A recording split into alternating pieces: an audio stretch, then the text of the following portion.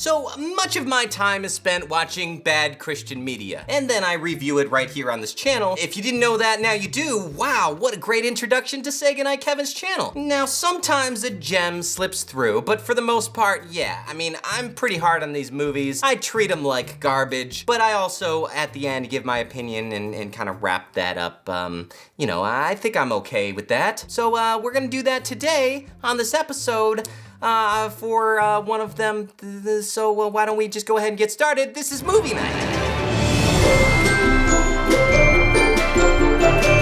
Alright, so one of the Christian media franchises that has been pretty universally praised, it's especially been praised by me, I really like it, I think they hit the nail on the head, is of course VeggieTales. Obviously there's always some naysayers, people on one side who are like, I don't like that they even mention the Bible. People on the other side who are like, they don't talk about the Bible enough. But I think they hit the middle ground, and it's kind of, for me, evidence that you can make something that is Christian and is also funny and entertaining and can be enjoyed by a lot of people and it not be completely, well, like Donkey Ali was last week. In fact, I did an episode that was dedicated to pointing out my favorite VeggieTales episodes. I think the show's funny. I'm really nice to these episodes on there, so if you want to experience a rare occasion where I'm nice to some Christian media, well, you can go ahead and check that out. And if you don't want that, well, you're in luck because this episode may not be so nice after all. Needless to say, but I'm gonna say it anyway, whenever I found out that Netflix had struck a deal with Big Idea, I was pretty pumped. I mean, Netflix is doing a pretty good job at making great content 50% of the time. Why wouldn't one of my favorite Christian properties have continued life on a place like Netflix? Why not? This is the perfect transition into the modern age. Wonderful. I can't wait to see what they do. First I saw the character design and I was like,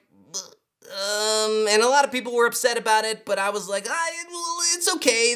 You know, whenever they were originally designed, it was like in 1993. Maybe it's okay, maybe they needed an upgrade. It's 2016. Once we see them moving around and hearing their voices, we're gonna forget all about how they look different. But then, people started talking about the show when it came out. They were saying, Kevin, this is terrible. Have you seen it? And I'm like, no, I haven't yet, but how could it be terrible? It's VeggieTales. What could be so wrong? So I refused to believe all of these naysayers. Second time using that phrase in this episode. You're welcome. Because Christians complain about change all the time. Like one of my favorite shows, Adventures in Odyssey, they've had to change Mr. Whitaker's voice twice because the actor died. And people are like, well, where's Mr. Whitaker? Why'd you change his voice? Bring the old one back. You can't. The actor died. So I promised myself, I said, Kevin, no, don't listen to them. You will not judge this show until you give yourself the proper time to judge. I mean, I think VeggieTales, a show that practically raised me, at least deserves that. And so I didn't watch it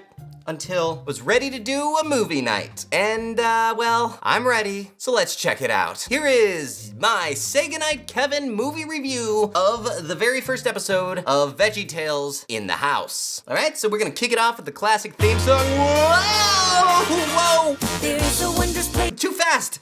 Slow down, I'm too old for all of this. It's not far away. What did you do with my trombones? It's a land inside a big old house where veggies work and play. And here, in the song, we're kind of introduced to the first problem with this show. It's a land inside a big old house where veggies work and play. A big old house where veggies work and play? Meet Bob and Larry and their veggie friends. It's a weird, surreal universe, and it's not like Toy Story where the humans come in and then they're all like, ugh, and people are like, why did I leave this cucumber on the floor? They're all here inside this world that seems to never end. We're all inside this world that seems to never end? That doesn't sound like a positive thing to say. Are they trapped? Are they in some sort of alternate dimension? Is this like a Beauty and the Beast situation where they were once humans all living in this tiny house and then they were turned into vegetables because of a curse? Is this a cursed show? Has Netflix cursed the show? Or this is just a really forced line? You've been given a lot of money, I imagine, from Netflix. You think you could come up with a rhyme that was better than that. Okay, I know I said I would give this a chance, so let's not get caught up on the song. I'm not one of these guys who's like extremely nostalgic and I need everything to stay the same forever. Let's say something positive. It's more colorful and energetic, but that's what made the original song so charming. Okay, calm down. Let's get into the show, Kevin. Broccoli, celery. No, you're not gonna bring me back by throwing a nod to the original song. It's not good enough, VeggieTales. This story better be top-notch. VeggieTales in the house. Okay, so the premise of the new show, which I understand already has 4 seasons apparently. Look, guys, I had God's Not Dead content to put together. Give me a break, all right? Anyway, the new show's premise, which I alluded to just a bit ago and they kind of reference in the song, is that all the vegetables are inside this one house. Get it? Because they're vegetables, and sometimes you find vegetables in a house. Anyway, for me, it just kind of serves as a constant reminder that there may be humans that live in this house as well, and that these vegetables were purchased for the purpose of consumption, and they're all rotting. Look, Ickabeezer got a dog. Oh, I want to pet it. That's not a dog, that's a pea. Well, I guess technically it's just a computer animation on a screen that was put together, but I'm getting a little too critical here, aren't I? Cool. You'll have to forgive me since this is a Netflix show. It was very difficult to find a copy. The only version I could find had these subtitles and I can't get rid of them, so welcome to my review, ladies and gentlemen. Make sure you ask permission first. Ickabeezer. What's with the Scooby-Doo sound effects with every movement? That's gonna get kind of annoying if that continues. It's gonna continue, isn't it? Anyway, so our story starts off with Larry the Cucumber and Laura the Carrot see that Ickabeezer has a new dog. Maybe that's an olive. I don't know. Anyway, they go over to see if they can pet it. Please pet your dog. I'm in the middle of trying to teach it dog manners. This thing's squirting olive juice all over the place. So cute. And they just fall in love with him. I love him. See, Larry throws this stick, and this sets off a running joke that gets dragged out for the entirety of the video. Seriously. They love him so much that they decide they want to buy a puppy of their very own. Oh boy, let's buy them all. And train him to fight. Any idea how much they'll cost? Actually, they will be free to a good home. Free? Wow! Ugh. Do I have that much in my piggy bank? Yes. Free is no money. Really, Larry is so stupid that he doesn't know what the word free means. Neither of you have much pet experience. Maybe a puppy is a bit much to handle. Shut up, Bob. You're not my dad. Larry, remember the last pet I got you? Yeah, poor thing.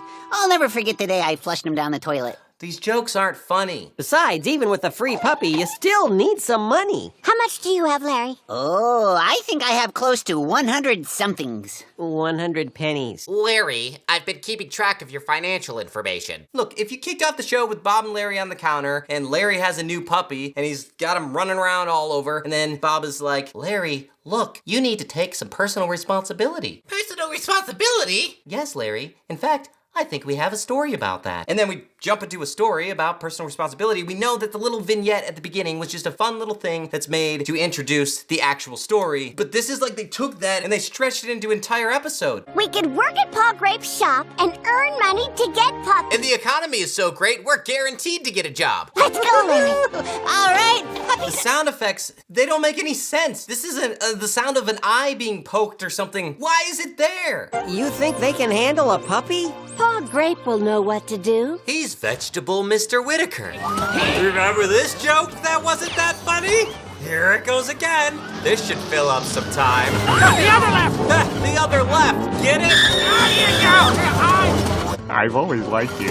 How in the world is this so bad? Like, how does a production company go for 20 years making pretty quality content, all while having a lot of ups and downs and changing in management and stuff, and then all of a sudden put this out? So after a bunch of nonsense of this guy riding around on the floor in a dumpster, Laura and Larry go to Paul Grape's to see if they can get a job. Can Larry and I work here like Petunia? yeah, for puppy supplies. Puppy supplies? Hope you're not referring to Ickabeezer, who's been walking around with the grape tied up to a chain. I find that offensive. Puppies are a lot of work, even beyond just paying for them. They require responsibility. Yeah, we know. They've already driven that point home like 10 times in this episode. It's pretty bad whenever the characters in the story are getting annoyed with how heavy-handed the message is. So Paul Grape agrees to hire them. Oh, thanks, Paul. Yeah, thanks. Then we cut over to Laura and Larry drawing pictures of their future puppy. I'll name mine Steve. Yeah, Steve. Is Larry supposed to be a child now? Was he a kid before? Did I misunderstand? He was hosting his own show. I'm confused, and it makes me feel like maybe the people making the show are equally confused with what these characters are supposed to be. And back to the time-filling, worn-out joke. Eyes going everywhere in the house. This isn't very clever. What is the story here? Is it, hey, these two people want to buy a puppy? I feel like they just took a list and were like, okay, kids want to buy a puppy. That's the story. Kids want to buy a puppy. Pretty good, huh? But I think this video could redeem itself. I mean, one of the best parts of VeggieTales in the past has just been their songs, especially songs that Larry sings, so let's check out the song. Wait, is this a Monkeys song? Oh, I'm such a lucky ducky. I'm gonna get a puppy. What? Snuggle and we'll juggle and we'll even blow some bubbles. Tell stories This that are isn't funny at all. PFFs. PFFs? Puppy friends forever. Oh no, I get it. PFFs. That's not clever. See I you think then. I'd rather see Ickabeezer get dragged around in the dumpster. No, I didn't mean it. So then we cut to Larry and Laura's first day at work. We're ready, Paul. Good. But is there going to be an unexpected twist? No, there isn't. It's exactly what you expect. These are my 2 pet guppies. They are now your responsibility. Easy sneezy lemon squeezy. Yeah, cheesy wheezy queasy. Good. I figure if you two can take care of some guppies, maybe you can graduate to puppies. As an employer, is that really any of your business, Paul Grape? I'll sweep, you mop. What if you swap and I'll meep? Meep, meep. Okay, and no goofing off, right? Right. Well, it turns out in this episode, which is really driving home the responsibility aspect, Laura and Larry, guess what? Are irresponsible! Can you believe it? So we get this whole montage of them being irresponsible and not feeding the fish like they were asked to do, which leads us to... Do you two know what day it is? It's Friday. Is that puppy money? Don't you worry about how I got that money. It is the amount you would need to buy yourself puppy supplies. But this is not the amount you earned. This is how much you earned. Whoa, whoa, whoa, whoa. Are you saying that vegetables live in some sort of meritocracy where people are allowed to be paid based on what they do and not just hours they're on the clock? I think Paul Grape might be running the risk of going to jail for violating child labor laws. He's a real hero for freedom if you ask me. What? That's nowhere near enough.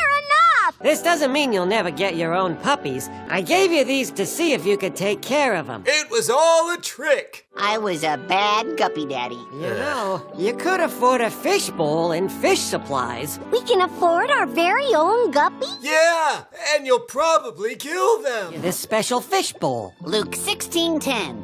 That's an odd name for a couple of guppies. Whoever can be trusted with very little can also be trusted with much. Ah, that must be what happened to Jennifer Lopez.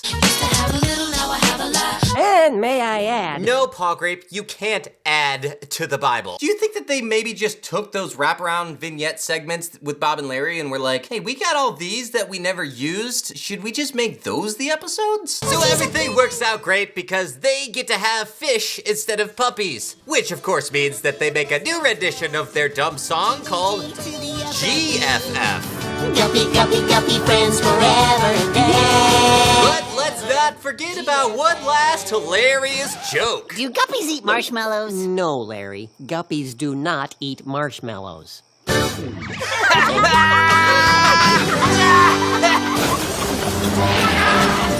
Why doesn't he just let go of the leash? Now, how is Larry, the person who they've now painted as the stupidest person on the show, smart enough to recognize how ridiculously asinine this particular part of the story is? I mean, it's fine to hang a lampshade, have some self-aware humor, but if you're just like, hey, this is bad, and we know it, that's not enough to make something good. And that's it. I hope you learned your lesson, kids. All right, so, I don't know.